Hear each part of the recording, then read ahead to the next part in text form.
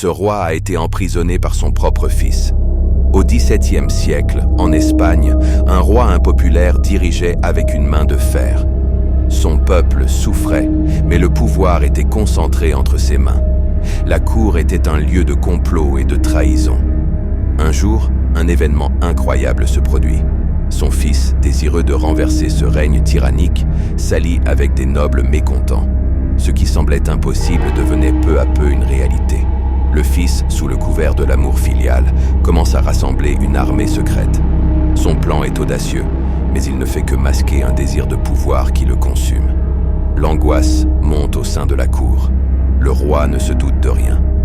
Alors que la révolte se prépare, une lettre anonyme fuit dans les couloirs du palais, mettant en garde le roi sur les intentions de son fils. L'atmosphère se tend, les alliances se fragilisent et la confiance est ébranlée. Le jour de l'affrontement pointe sa tête. Le roi, aveuglé par son arrogance et sa confiance, refuse de croire que son propre fils pourrait le trahir. La confrontation est inévitable. Le moment clé arrive. Face à face, le roi et son fils échangent des mots venimeux. Un combat de pouvoir et de volonté. Dans la lutte, l'irrévocable se produit. Le fils prend la couronne. Mais à quel prix? Un règne qui commence dans la trahison et le sang laisse des cicatrices éternelles.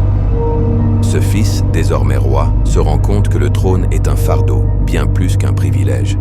Il réalisera trop tard que la quête du pouvoir entraîne souvent ceux qui l'aspirent dans un cycle de violence.